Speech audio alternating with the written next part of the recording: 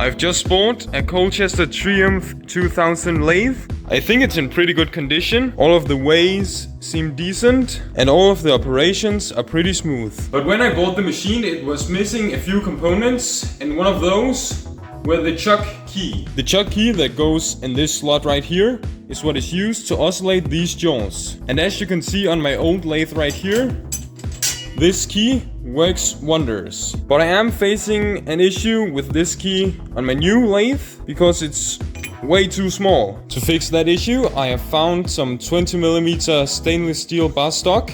And this is the piece of material I'll be using to make a new key for this chuck right here. And I've measured the key slot and it comes out to be just a hair over 14mm. So if I just make a square at the end of this piece of stainless steel that measures 14 by 14mm and round off the corners, then that should fit right into the chuck. And of all of this stainless steel, I only need about that much, so the rest can be used as the handle.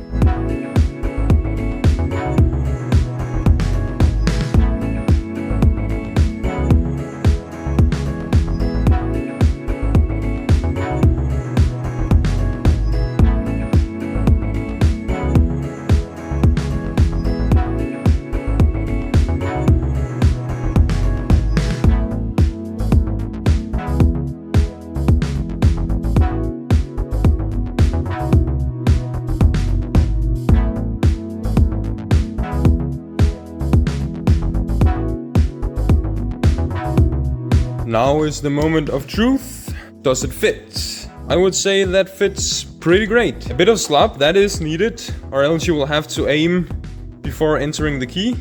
I think this is pretty great. Just for comparison, you can see the difference between these two keys. The next operation will be to cut off about this much of this starting to look like chuck key thingy. Let's get going. I think the bandsaw will do the quickest and easiest job of this. The angle grinder would work if you're doing the same project and following along, but I tend to use what I have, and if you only have an angle grinder, that is totally fine. Now let's get sawing. Ooh.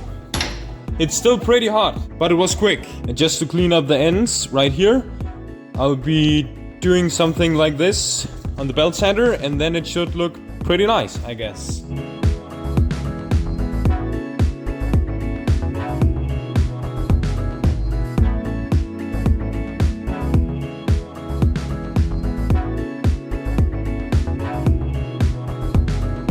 I think that is pretty beautiful, if I should say so myself. I think I got it to be almost the same in both ends.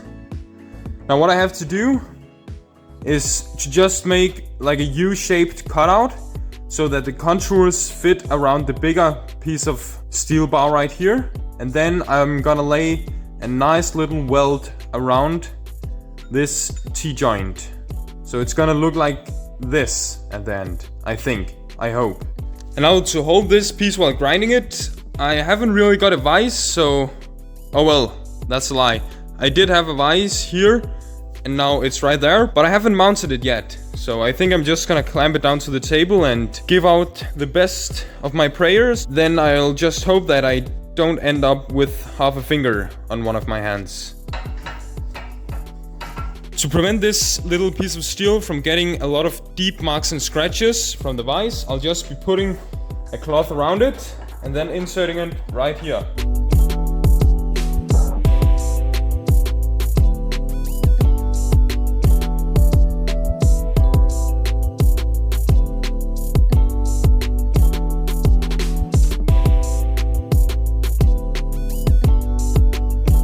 I didn't need to remove all of the white stuff, but I think that fits pretty well.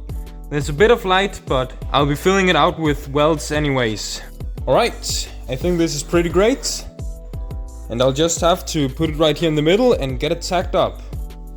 But before that, I'll have to get my welder ready.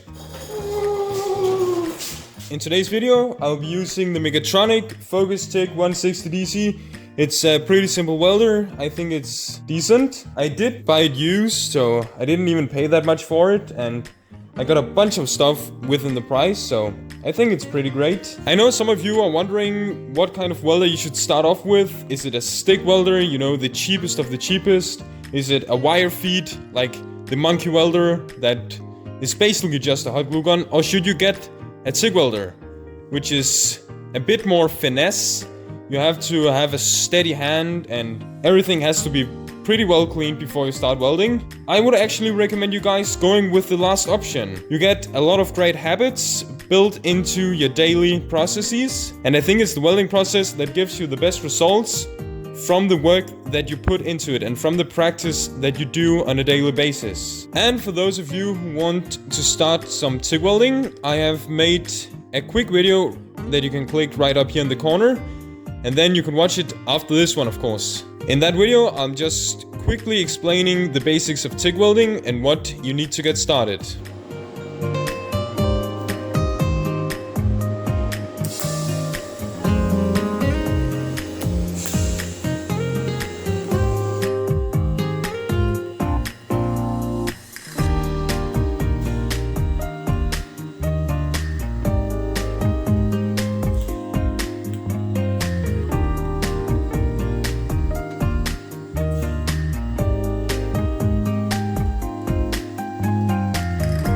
I think that went pretty good, and if you like to see welds like these on some of my projects, please subscribe to my channel so that I can grow my audience and show these crazy welds and other things like this to more and more people. If you enjoyed the video so far, please click the like, and if you have any other suggestions, remember to write them in the comments. Now I'm just gonna let this cool down for a bit, and then I'm gonna test it over at the lathe. It is time to see if the new chuck key actually fits into the chuck, but before that, I think we should just take a look at this beautiful lathe, which has now got a new light dedicated for it. My father just helped me do some of the electrical work.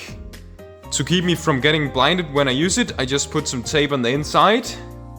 And I don't think it steals any of the light, but it just makes it much more comfortable to use. Yeah. That's pretty great. I've just found a chunk of steel that I want to tighten with the chuck. Now let's see if the key works as it's supposed to.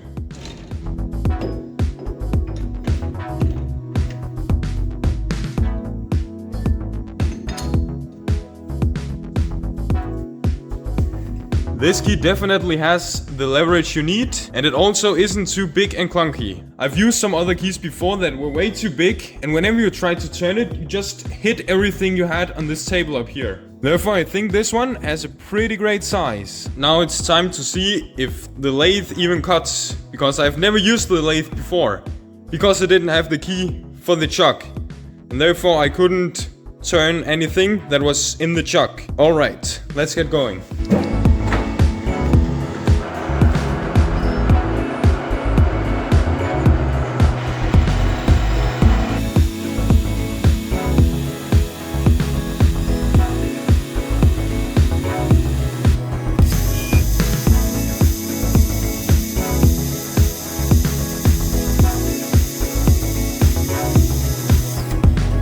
That is going to be it for today's video, and if you enjoyed the process of me making this new key for the chuck on my new lathe, please consider subscribing and liking the video. And if you have any suggestions or any topics about lathes you want to discuss, please write them down in the comments. Bye bye guys!